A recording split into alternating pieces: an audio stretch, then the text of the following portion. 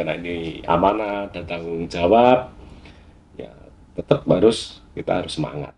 Edaran Menpar RB itu yang namanya berakhlak. Itu salah satu cara saya pada saat kita jenuh di kantor untuk refreshing. Itu saya kebetulan ikut komunitas.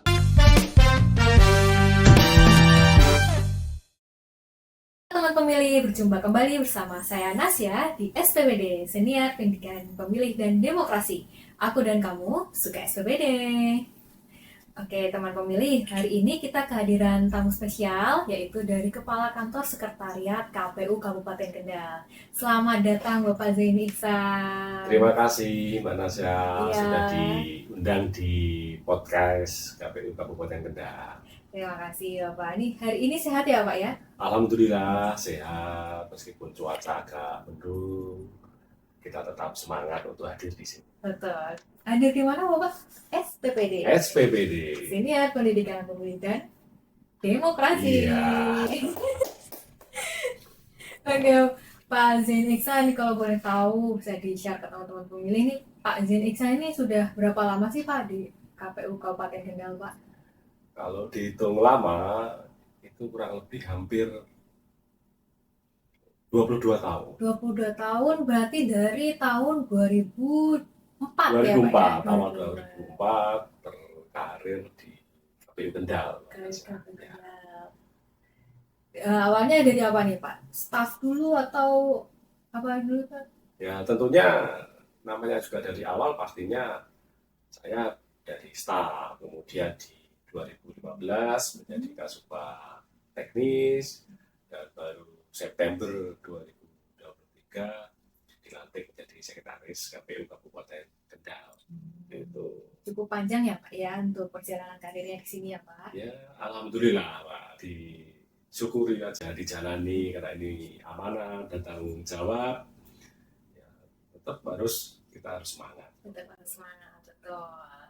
Oke, Pak Deniksan, seperti yang kita tahu, KPU ini Komisi Pemilihan Umum ya Pak ya. Nah ini bagaimana sih Pak peran sekretariat dalam mendukung suksesnya tahapan pemilihan Pak? Ya baik, jadi sekretariat, khususnya sekretariat KPU Kabupaten Kendal, itu secara administratif bertanggung jawab pada sekretaris KPU Provinsi Jawa Tengah. Kemudian secara fungsional bertanggung jawab kepada Ketua KPU Kabupaten Kendal. Namun saya tidak sendirian bekerja di sini, kami dibantu oleh 4 subbagian. Apa aja itu Pak? Yang pertama subbagian keuangan umum dan logistik yang bertugas terkait dengan keuangan, kemudian sarana dan prasarana, lalu logistik. Nah ini yang menarik, logistik pemilu, kemudian pemilihan itu menjadi ranahnya di subbagian keuangan umum dan logistik.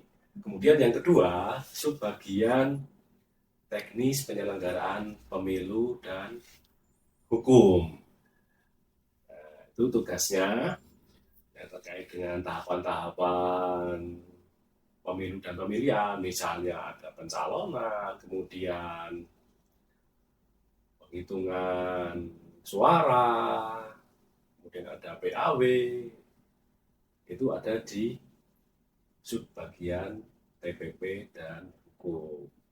Nah, hukumnya itu tugasnya adalah produk-produk terkait dengan produk hukum.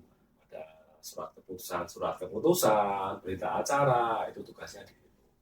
Kemudian yang ketiga, ada subbagian perencanaan data dan informasi. Salah satu tugasnya adalah perencanaan anggaran, kemudian pelayanan data pemilih, yaitu tugasnya di situ. Kemudian yang terakhir ada subbagian partisipasi hubungan masyarakat dan sumber daya manusia. Itu tugasnya ada sosialisasi, kemudian pendidikan pemilih, dan SDM. Tentunya SDM ini bukan hanya internal untuk KPU, tetapi pada saat kita ada pemilu dan pemilihan, kita di situ ada petugas-petugas di kecamatan, PPK, PPS, KPPS, nah itu rekrutmennya, administrasinya ada di subbagian tersebut, seperti itu.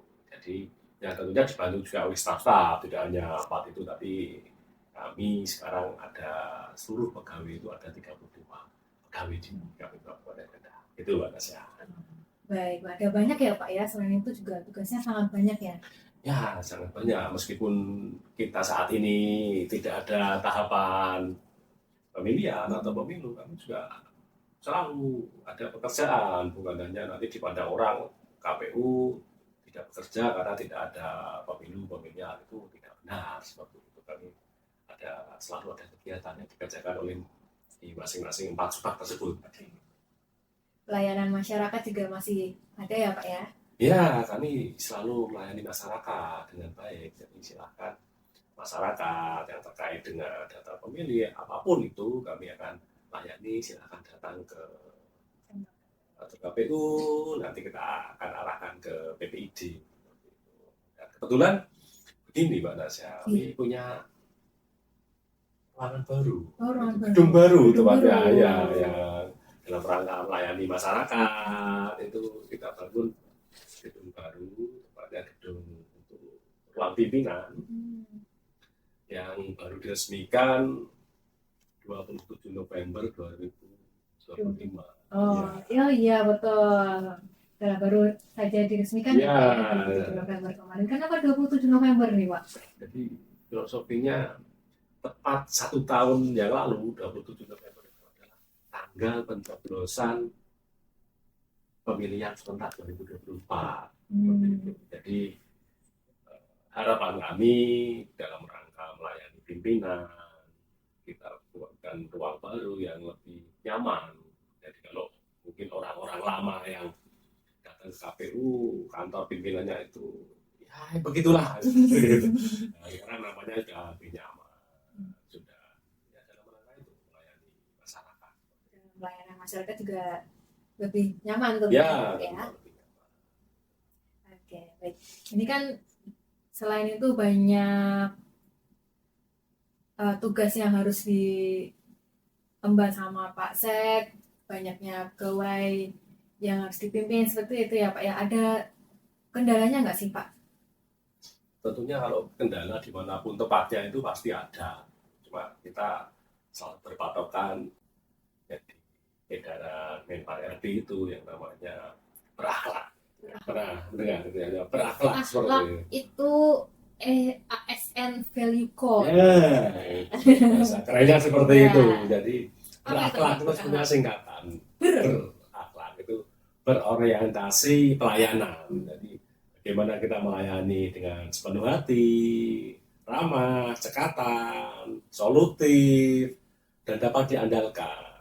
Dan tentunya fokus memenuhi kebutuhan masyarakat.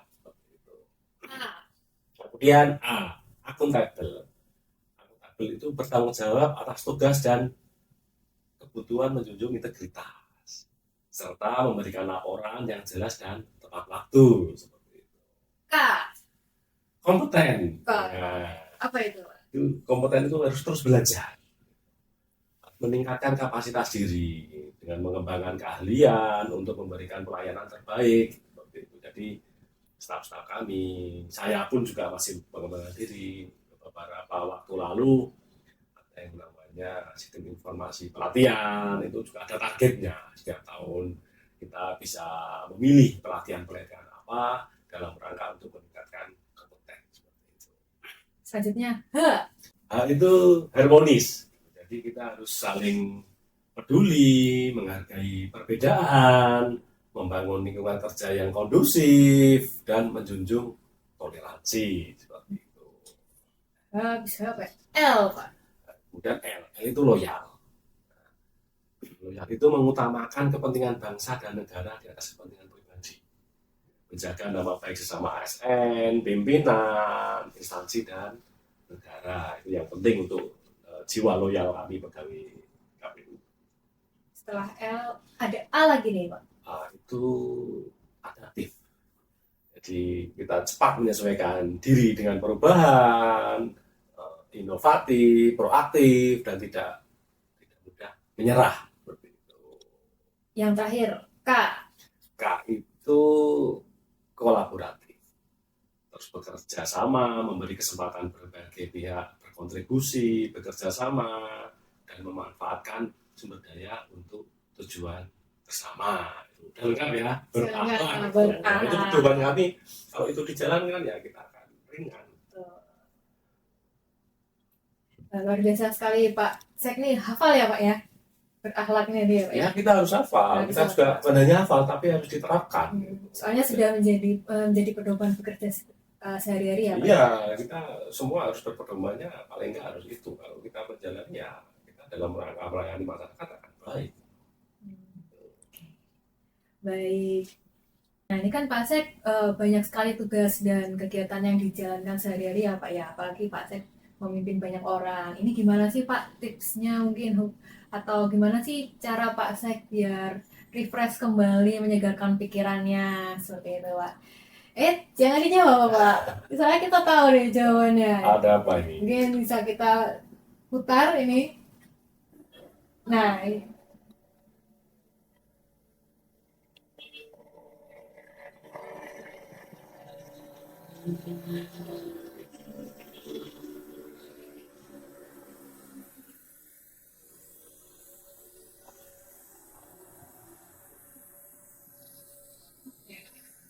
ya, ini kan Pak cara Bapak supaya merefreshkan pikiran kembali. Ini Bapak yang mana tadi itu? Paling belakang. Paling belakang. Ini otak apa nih Pak? Reng gitu Pak. Jadi itu salah satu cara saya pada saat kita jenuh di kantor untuk refreshing, itu saya turun ikut komunitas motor Eriking Mbak Nasya. Jadi ya seperti itu saya. Ini ya Bapak ya. Ya ini yang paling belakang itu dengan cara touring.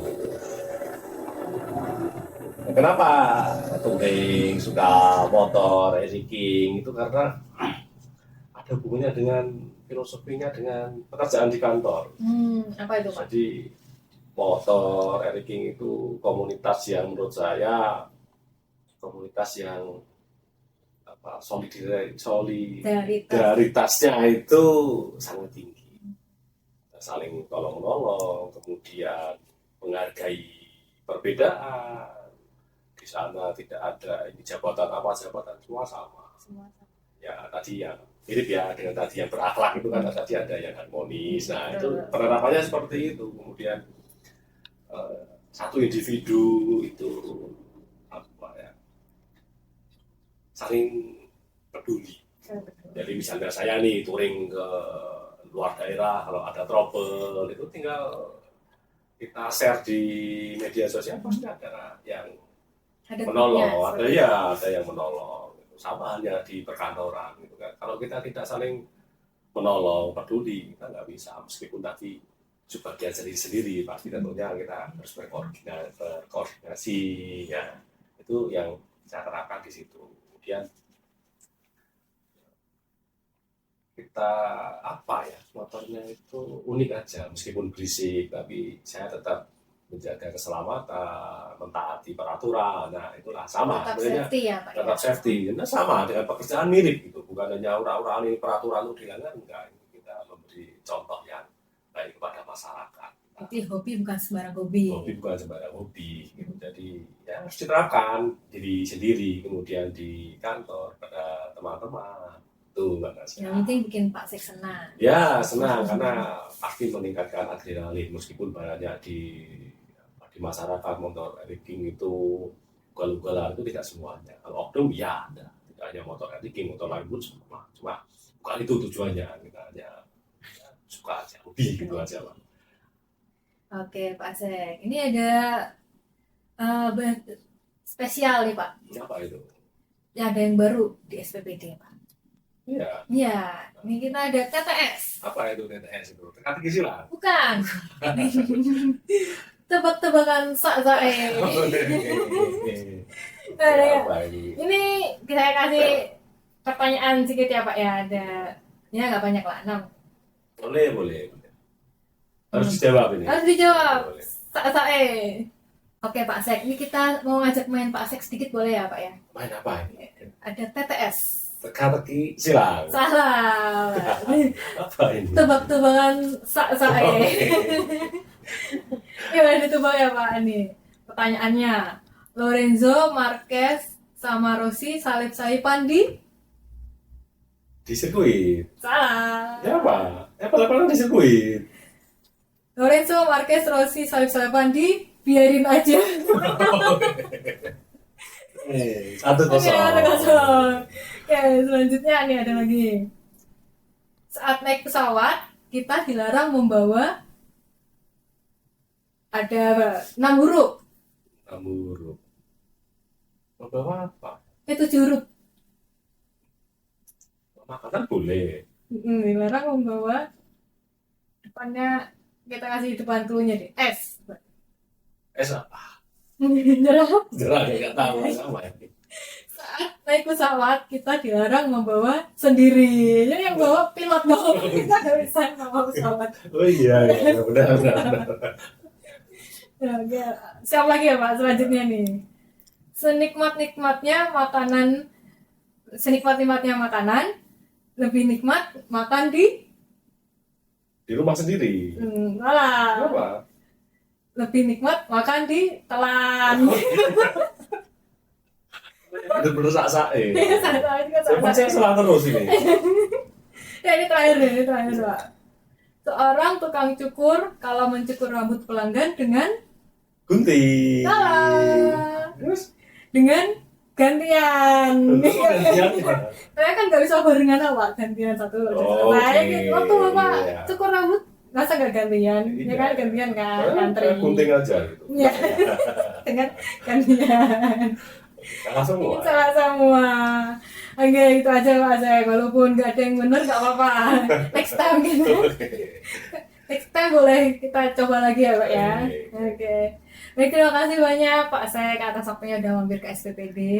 Oh ya, selamat atas peresmian gedung barunya. Semoga dapat meningkatkan pelayanan kepemilian ke masyarakat. Seperti itu ya Pak Ya, ya. terima kasih Mbak Nasya. Mungkin di Sama-sama. lain waktu bisa Boleh. diundang lagi dengan obrolan yang lebih menarik lagi. Ya, gitu menarik. ya. Iya, terima kasih ya Pak. Terima kasih kepada teman pemilih yang sudah nonton sampai akhir. Jangan lupa follow media sosial KPU Kabupaten Kendal dan subscribe channel YouTube kami supaya tidak ketinggalan berita-berita dan informasi menarik dari KPU Kabupaten Kendal. Sampai jumpa di episode selanjutnya. Dadah.